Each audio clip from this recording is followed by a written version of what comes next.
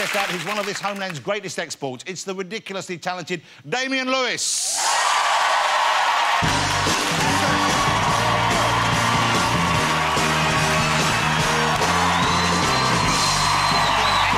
Hello, love. All right.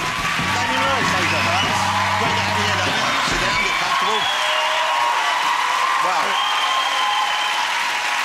Looking dapper, looking very dapper. Well, Molly Ringwald could do it, I thought. Pretty in pink. Hey, congratulations on Homeland. It's a tremendous show to watch. Your performance in it, which is central to the whole success and quite a thing to carry, I would have thought, that whole show. But you've been praised and lauded for it, quite rightly. Just won the Emmy for it as well. Yes, I did. Very nice of you to bring that up so early. Yeah, very nice, very nice. My children actually thought I was nominated for an Emma. So, which the Americans didn't like, thought it was a bit disrespectful. Well, how are the Americans with British actors taking these plum roles? Because, of course, Hugh Grant has done great out there. Not Hugh Grant, well, the other one, Hugh Laurie. I'll do that again. Yeah. Hugh Grant's done all right, let's face it. So, anyway, Hugh Laurie's done great out there in-house. You've done this, but, you know, you're British actors pretending to be Americans, and obviously that's a fundament of acting, but in lead roles in American series, is there any resentment, or do someone think you're American, even? I think there are people who do still think I'm American. The first American thing I did was Band of Brothers. Of course, and then I still get people sort of saluting me in the street like I actually won the Second World War on my own. And then I talk in a slightly bumbling English accent. And they go, Jesus, you're a Brit. And they look at me and go, oh, man, you're British? How was that work on that? That must have been quite an adventure for you, because you're a young actor and suddenly you're working on this big budget thing with Tom Hanks. I mean, it's quite a leap, I would have thought. Yeah, it was a huge leap. You know, I was just another British actor doing interviews in, you know, damp basements in Soho, and I did 4 or 5 for this thing, and then suddenly I was whisked off to LA and I was stuck in front of Tom Hanks and Steven Spielberg, and, you know, and I thought I hadn't got the part. I met them and I went out and I got absolutely trashed that night. Got in at about 4 in the morning. Got a call at 8 o'clock in the morning after only 4 hours kit. Like this, going, hello. And it was the casting director saying, Stephen would like to see you at 9 o'clock. I went, really? Didn't I see them all yesterday? They said, Stephen would like to see you at 9 o'clock. So I had like 4 showers, about 16 cups of coffee, and I went in slightly sort of shaking. And thought, well, I've blown this. But they gave me the role, and they're true gentlemen. In fact, I invited Tom Hanks to my 30th birthday. I was 30 and I was in LA at the time. I invited him and he said, I can't come. He gave me a $2 bill, which is one of his things. He always gives you a $2 bill. He loves doing that to everyone. So I get to the end of the evening. I've had, you know, lots of people there. I'm trying to pay the bar, and the barman says, don't worry, it's been taken care of. Happy birthday from Mr. Hanks. Wow. And I thought it was very cool. Wow. He just took care of the bar bill. And you would have drunk a lot more if you'd known that earlier. If I'd known. I had a limit on the drinks. Let's talk about Homeland. Yes. Because Homeland also is a phenomenal script, and I would have thought quite a tough role for you to play, because we do have to not always know where he's coming from.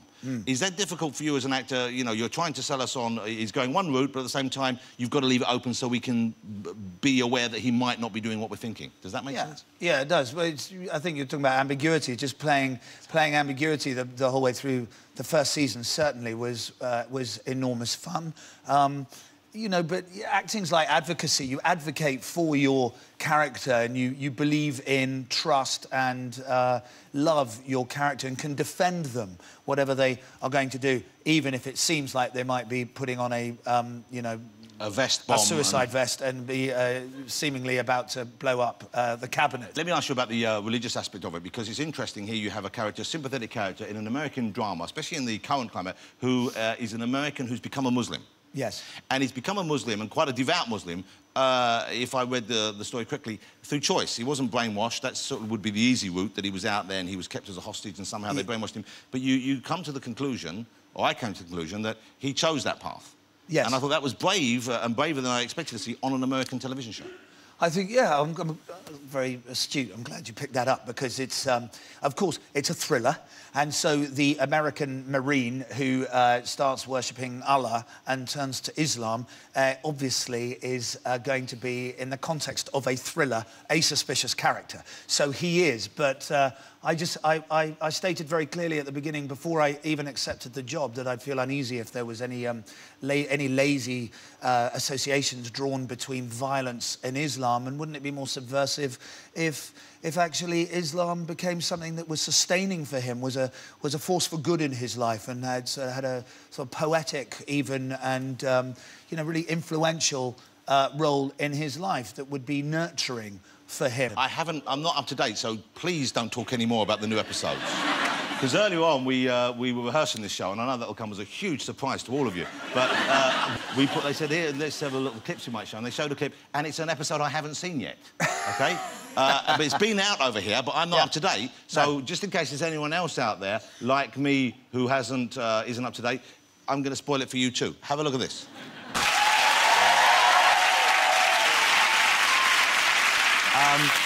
What's the reaction been like from the American military, from the establishment? Because presumably they must be watching as well. They must have an idea of what you're doing with the show. It's a big hit over there. Well, yes, it is a big hit, and then it became an even bigger hit when the President of the United States said it was his favourite show. And, wow. So then it was sort of, yeah, it was quite exciting. And then I worried I hope he's not basing their foreign policy on it. I know, yeah. We all started to worry even more at that point. And then, amazingly, really, because of the success of the show, I was invited to the White House for dinner, and then I was expecting to be sat next to the toilets, and I ended up being at his table, sitting opposite him. Wow. And found myself asking him and Mr. Cameron, who was sitting next to him, you know, hold on, well, now you've taken the shine off the whole evening. Yeah, he did turn to Dave and said, have you seen the show? And our Prime Minister went, no, well, it's, you know, we're only on the first season at home, we're only on episode 2, and, but Sam did find it on demand, and we were watching it while I was getting into my tux before dinner. So they were in their bedroom upstairs, sort of putting on, and said, darling, could you fix the tie? And just sort of looking at the first episode. Oh, dear, that chap, he's strapped a bomb on himself. And so the President is a fan, he watches it and yeah, it turns out he's a huge fan, and he said, I said, when do you watch it? And he said, aren't you supposed to be running the free world? And he said, well, on Saturday afternoons, Michelle, she takes the 2 girls, they go play tennis. I go into the Oval Office, I pretend I'm going to work, and I switch on Homeland. Oh, it was great. So presumably, and at the end of the evening, when you have a dinner at the White House, do you get a goodie bag, or do you...? I had to sign a box set of Homeland. Apparently the President wanted a signed box set of Homeland, and the Teamsters for Obama, which is a union out in the States, and they were keen to support Obama. They said, could you just sign this? And Claire Danes had written something really lovely and sweet, saying, I was a fan of yours long before you were a fan of ours. I thought, God, that's really stylish. Wow. And I thought, God, think of something great and something funny. Classy, yeah, something classy. And I went from one Muslim to another.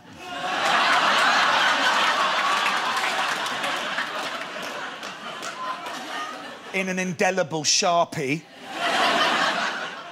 I couldn't take it back. What's wrong with you? I was then writing emails for the whole of the next week going, I do hope he understands irony.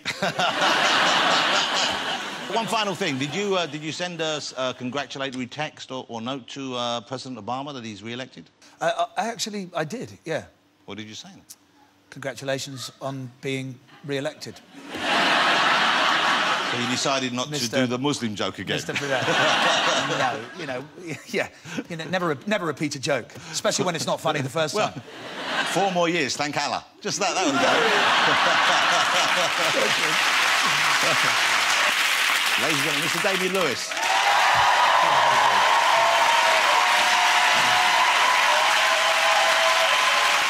We're going to take a break. Afterwards, I will be joined out here by the magnificent Danny Baker. Don't go away.